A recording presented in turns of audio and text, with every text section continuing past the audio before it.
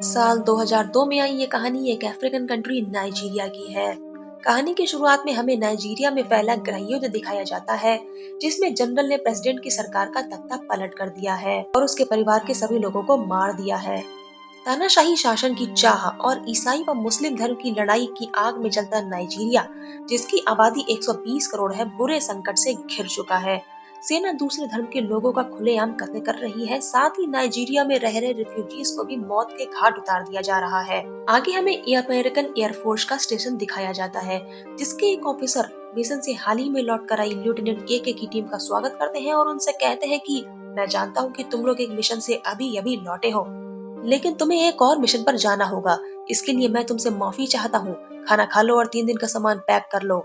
खाना खाने के बाद सभी लोग एक हॉल में जमा होते हैं, जहाँ पर ऑफिसर नाइजीरिया में घायलों के लिए काम कर रहे एक पादरी, 2 नन्स और डॉक्टर लीना कैंड्रिक्स को सही सलामत वापस लाने का मिशन लेफ्टिनेंट ए की टीम को सौंपते हैं। टीम मिशन पर जाने के लिए तैयार है। ये लोग हेलीकॉप्टर से स्काई डाइव करके जंगल में लैंड करते हैं और उस चर्च तक पहुंचते हैं जहां डॉक्टर व अन्य लोग मौजूद थे। ये लोग देखते हैं कि यहाँ हालात वाकई बहुत खराब हैं। हर बिस्तर पर घायल लेटे हैं। इन सब के बीच से होकर कमांडर डॉक्टर तक पहुंचते हैं। वो अंदर ऑपरेशन कर रही होती है। कमांडर अपना इंट्रोडक्शन देते हैं और बताते हैं कि हम यूएस मिलिट्री से हैं और हमें आपको और आपके साथियों को सही सलामत यहाँ से वापस ले जाने के ऑर्डर्स मिले हैं। प्लीज हमारे साथ आइए। जिस पर डॉक्टर कमांडर को बाहर इंतजार करने के लिए कहती है, क्योंकि वो एक ऑपरेशन कर रही थी। बाहर आकर वह कमांडर से बात करती है और कहती है कि अगर आपको ले ही जाना है तो मैं आपके साथ अकेले नहीं जाऊंगी। आपको यहाँ के बाकी लोगों को भी साथ लेकर जाना होगा, क्योंकि इन सब की जिम्मेदारी मेरी है। कमांडर डॉक्टर को समझाने की कोशिश करते हैं कि यह पॉसिबल नहीं है, लेकिन डॉक्टर नहीं मानती। वो कहती है कि अगर ये लोग नहीं जाएंगे तो मैं भी यहाँ से नहीं जाने वाली हूँ। अब कमांडर के सामने एक बड़ी प्रॉब्लम आ गई है। वो अपने सीनियर को फोन करके सारी बात बताते हैं, जिस पर सीनियर उनसे कहते हैं कि हमें डॉक्टर सही सलामत चाहिए, क्योंकि वो एक अमेरिकन सिटीजन है। तुम्हें ये सिचुएशन अपने आप हैंडल करनी होगी। ये सुनकर कमांडर अपने सीनियर के साथ अग्री करते हैं और डॉक्टर से कहते हैं कि आप अपने लोगों को तैयार कीजिए, जो चल फिर सकते हैं और केवल वही हमारे साथ जाएंगे। डॉक्टर इस बात के लिए तैयार हो जाती है और फटाफट लोगों को तैयार करना शुरू कर देती है। अब इन लोगों को जंगल के रास्ते होते हुए लगभग यहाँ से 35 किलोमीटर दूर कैमरून बॉर्डर तक पहुँचना है। ये लोग अपना सामान लेकर तैयार खड़े होते हैं और कमांडर अपने सोल्जर्स को ऑर्डर देता है कि इन सबको सही सलामत यहाँ से लेकर चलो। ये लोग जंगल में चुपचाप आगे बढ़ते रहते हैं और कहीं से कोई खतरा न आए, इस बात का कमांडर और उसके सोल्जर पूरा ध्यान रखते हैं। ये लोग एक एक करके सहारा देकर लोगों को आगे बढ़ाते रहते हैं। इन लोगों में छोटा बच्चा भी मौजूद है, जो कि थोड़ा बीमार है। कई किलोमीटर चलने के बाद लोगों में थकान है, लेकिन कमांडर सबको लगातार आगे बढ़ते रहने का ऑर्डर देते हैं। जिस पर लीना कमांडर से रिक्वेस्ट करती है कि इन लोगों को थोड़ी देर आराम करने दिया जाए, क्योंकि इनके साथ एक बच्चा है जो बहुत ज्यादा बीमार है। कमांडर सख्त है लेकिन क्रूअल नहीं, इसीलिए वो लीना की बात मान जाते हैं और आधे घंटे का समय उन लोगों को रेस्ट करने के लिए देते हैं। डॉक्टर लीना कैंड्रिक्स को यूएस वापस भेजना कमांडर का मिशन था, इसीलिए वो चाहते थे कि जल्दी से जल्दी बॉर्डर तक पहुंचा जाए। उनकी टीम भी उनके मिशन में आए बदलाव की वजह से स्ट्रगल कर रही थी। खैर, ये लोग बैठकर आराम कर ही रहे होते हैं। लीना उस बच्चे को एक इंजेक्शन देती है, जिससे उसे दर्द में आराम मिले और वो रोए नहीं। टीम के सोल्जर चारों तरफ फैलकर निगरानी करते हैं। तभी ल्यूक देखता है कि कुछ बागी सैनिक हमारी ही तरफ बढ़े चले आ रहे हैं। वो इस बात की जानकारी तुरंत अपने ऑफिसर को देता है। कमांडर सभी को सतर्क रहने की बात कहता है और लीना से कहता है कि कुछ भी करके इस बच्चे को चुप करवाइए, वरना हम सभी खतरे में पड़ जाएंगे। ये लोग बच्चों को चुप करवाने का प्रयास करते हैं और सोल्जर्स सभी को आगाह करते हैं कि किसी तरह की आवाज ना हो। यदि ऐसा हुआ तो गोलियों की बारिश शुरू हो जाएगी। बागियों के निकल जाने तक ये लोग इसी तरह सांस रोककर बैठे रहते हैं। तभी एक बागी सैनिक बच्चे के कराहने की आवाज सुनकर रुक जाता है। वो लीना को भी देख लेता है और चिल्लाने वाला होता ही है कि तब तक कमांडर उसका काम तमाम कर देते हैं। बाकी के बागी सैनिक अब यहाँ से जा चुके हैं और इसके साथ ही ये लोग अब सुरक्षित हैं। कमांडर अपनी टीम के साथ दोबारा सभी को आगे बढ़ते रहने के ऑर्डर्स देते हैं। लीना कमांडर के पास आकर उनका धन्यवाद करती है, क्योंकि ऑर्डर्स न होने के बाद भी उन्होंने आम लोगों के लिए इतना बड़ा खतरा उठाया। वो कहती है कि आगे चलकर आपको भी थोड़ा आराम कर लेना चाहिए। जिस पर कमांडर जवाब देते हैं कि मैडम, मेरा काम आराम करना नहीं है, मुझे आपको सुरक्षित यहाँ से वापस लेकर जाना है। इधर नाइजीरियन आर्मी उस गांव में पहुंच चुकी है, जहाँ डॉक्टर अपने दोस्तों के साथ चर्च में रहकर घायलों की सेवा और देखभाल कर रही थी। नाइजीरियन आर्मी के सोल्जर चर्च के अंदर घुस जाते हैं। वो पादरी और नन को सीधे गोली मार देते हैं और साथ ही उस गांव में जितने भी लोग रह रहे होते हैं उन सबको वो एक एक करके गोली मारकर उस गांव को तबाह कर देते हैं। उधर यूएस आर्मी के कमांडर अपनी टीम के साथ बाकी लोगों को लेकर जंगल के कुछ बाहर तक आ जाते हैं और वहां पहुंचकर वो एयरफोर्स को कॉल करके कहते हैं कि फौरन हेलीकॉप्टर भेजिए, हम लोग स्पॉट पर पहुंच चुके हैं। एयरफोर्स फौरन 2 हेलीकॉप्टर भेजती है। अब कमांडर रेड से कहते हैं कि सभी लोगों को आगे लेकर आओ। वो लीना कैंडिक्स से कहते हैं कि मैडम पहले आप जाएंगी और उन्हें हेलीकॉप्टर की ओर ले जाने लगते हैं।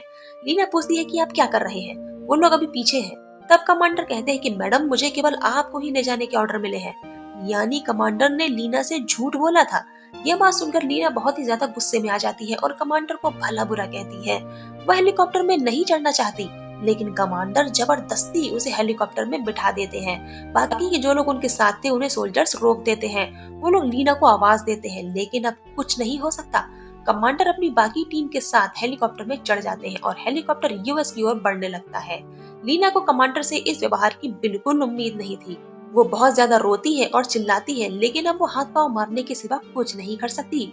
आसमान में हेलीकॉप्टर उड़ते हुए उसी गांव के ऊपर से निकलता है। पायलट कमांडर को नीचे की ओर देखने को कहता है। नीचे देखने पर उन लोगों को चारों तरफ खून ही खून और लाशें ही लाशें दिखाई देती हैं। ये सब देखकर डॉक्टर लीना का दिल बैठ जाता है और वो बहुत ही बुरी तरह रोने लगती है। कमांडर ये दृश्य देखकर सोच में पड़ जाता है और कुछ देर बाद वो अपने पायलट को ऑर्डर देता है कि हेलीकॉप्टर वापस मोड़ो और वापस उसी जगह चलो। यानी अब कमांडर बाकी सारे लोगों को भी साथ लेकर जाने वाला है। ये देखकर डॉक्टर लीना कैंडिक्स की हालत थोड़ी बेहतर होती है। ये लोग वापस उसी स्पॉट की तरफ पहुंचते हैं। सभी रिफ्यूजीज वापस जा रहे होते हैं, लेकिन अपनी तरफ आते हेलीकॉप्टर्स को देखकर वे रुक जाते हैं। हेलीकॉप्टर से उतरकर कमांडर लीना से कहते हैं कि हम सिर्फ 12 लोगों को हेलीकॉप्टर से भेज सकते हैं। लीना अपनी दोस्त से कहती है कि जाओ लोगों को तैयार करो। वो कमांडर का शुक्रिया अदा करती है और उनके गले से लग जाती है। कमांडर कहते हैं कि जल्दी कीजिए, हमें कुछ लोगों को हेलीकॉप्टर से बैठाकर बचे हुए लोगों के साथ पैदल ही बॉर्डर की तरफ बढ़ना होगा। 12 लोग हेलीकॉप्टर से बॉर्डर के पार भेज दिए जाते हैं और बचे हुए लोगों के साथ कमांडर, उनकी टीम और डॉक्टर लीना कैंडिक्स जंगल के रास्ते से आगे बढ़ते हैं। अब इन्हें जंगल का एक लंबा रास्ता तय करना होगा, क्योंकि छोटे रास्ते से नाइजीरियन सोल्जर्स इन तक जल्दी पहुंच सकते हैं। इन लोगों को चलते चलते लगभग 2 दिन होने को आए हैं। कमांडर अपने ऑफिसर को फोन करके कहता है कि हमें 3 हेलीकॉप्टर की जरूरत है, जिस पर उनके ऑफिसर कहते हैं कि तुमने पिछले हेलीकॉप्टर में केवल रिफ्यूजीज भेज दिए, डॉक्टर लीना कहाँ है? कमांडर कहता है कि वह लोगों के बिना आने को तैयार नहीं थी, मैं आपको बाद में हालात समझा दूंगा, फिलहाल आप हेलीकॉप्टर भेजिए। जिस पर उसके ऑफिसर हेलीकॉप्टर भेजने से मना कर देते हैं और कहते हैं कि अब हम नाइजीरिया के हवाई क्षेत्र में और हेलीकॉप्टर नहीं भेज सकते, स्थिति सामान्य होने तक तुम्हें अपने आप ही उन लोगों को संभालना होगा। यह कहकर वो फोन रख देते हैं। यानी अब इस मिशन की पूरी जिम्मेदारी केवल और केवल कमांडर की है।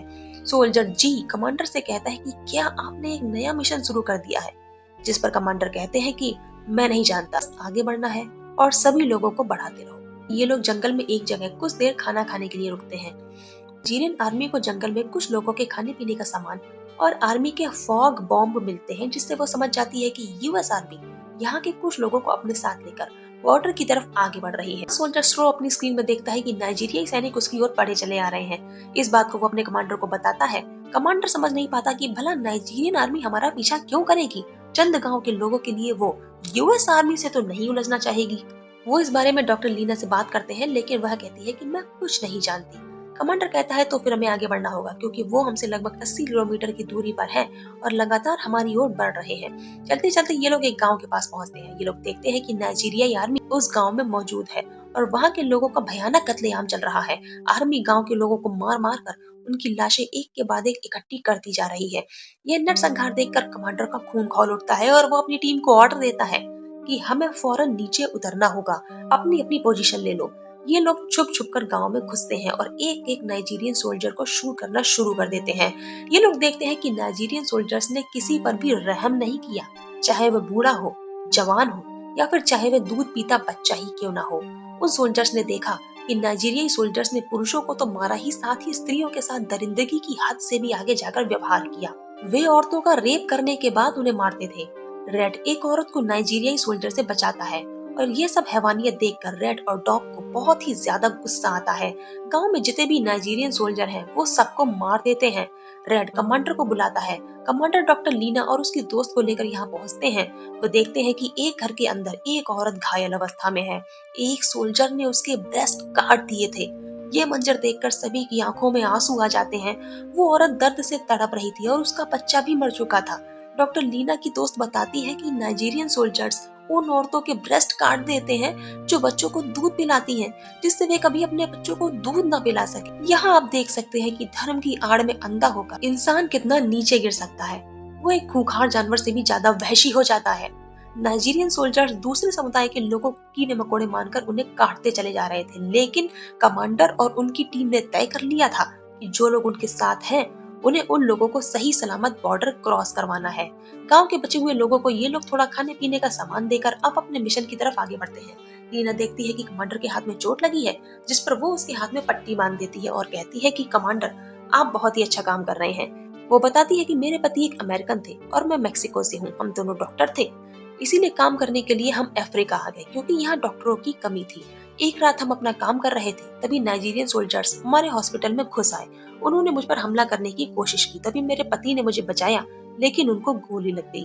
उनकी मौत के बाद मैं यहाँ से वापस नहीं गई और घायलों की सेवा करना ही मेरा मिशन बन गया। कमांडर लीना की बातों को ध्यान से सुनते हैं और कहते हैं कि आप चिंता मत कीजिए, आप अपने लोगों के साथ यहाँ से सही सलामत बाहर जाएंगी।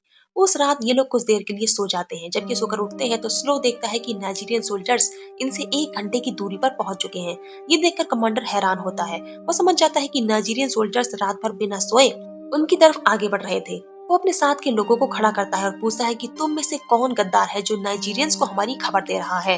वो डॉक्टर लीना से भी पूछता है कि अगर कुछ ऐसा है जो आप मुझे बताना चाहती हैं तो अभी बता दीजिए। कोई जवाब ना पाकर कमांडर वहां खड़े लोगों पर गोली दान देता है और कहता है कि अगर मुझे सही जवाब नहीं मिला तो मैं एक एक करके सबको मार दूंगा। ये देखकर उनमें से एक आदमी भागने लगता है। कमांडर के सिपाही उस आदमी को गोली मार देते हैं।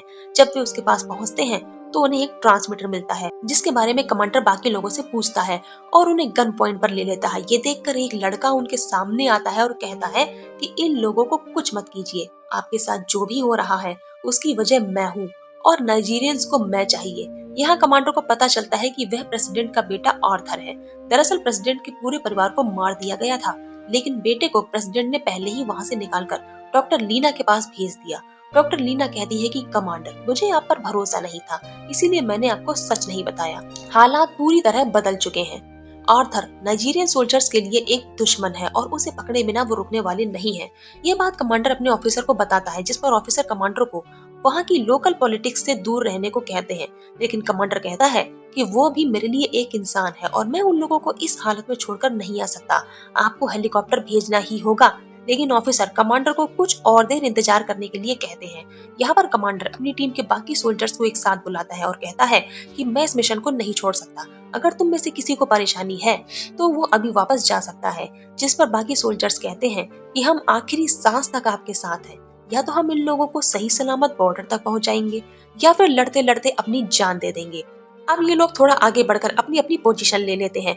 नाइजीरियन सोल्जर्स इनके करीब पहुंचने वाले हैं और वो संख्या में काफी ज्यादा है और ये सिर्फ 8 लोग हैं। ये लोग कड़ी निगरानी कर ही रहे होते हैं, तभी एक गोली जाकर ल्यूक को लगती है। वो जमीन पर गिर जाता है। सामने नाइजीरियन सोल्जर्स पहुंच चुके हैं। उन्होंने फायरिंग शुरू कर दी है। बदले में कमांडर भी अपनी टीम के साथ फायरिंग शुरू कर देता है। ल्यूक अपना ध्यान भटक जाने के लिए कमांडर से माफी मांगता है और वे उसके कंधे पर पट्टी बांधते हैं। सामने से लगातार गोलियां चल रही हैं और बम फेंके जा रहे हैं।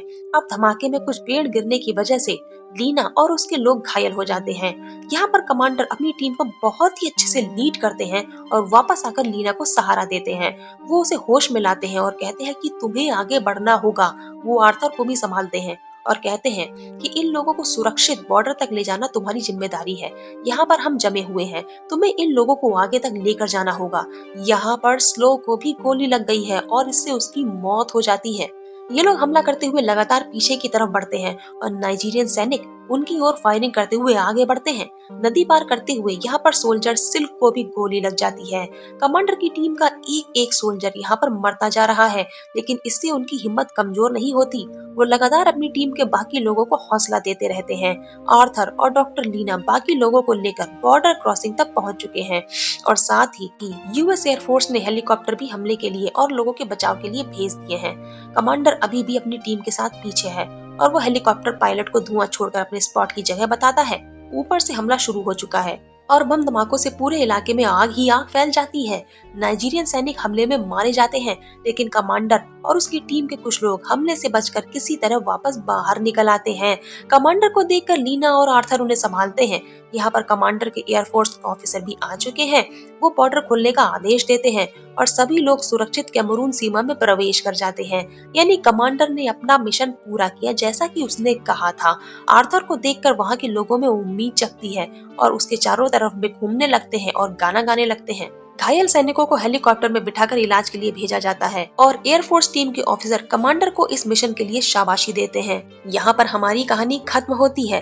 कहानी कनाडा के ज्वाइंट टास्क फोर्स टीम के एक मिशन पर आधारित है जो कोलंबिया में हुआ था। कमांडर के एक एक्स मेंबर ने ये मूल कहानी लिखी और नेवाडा में एक सेट पर एग्जीक्यूटिव डिसीजन 1996 में प्रोडक्शन टीम से मिलने पर इसका सुझाव दिया। फिल्म के बारे में आपकी क्या राय है और ये आपको कैसी लगी, एक बार कमेंट करके हमें जरूर बताइए। धन्यवाद।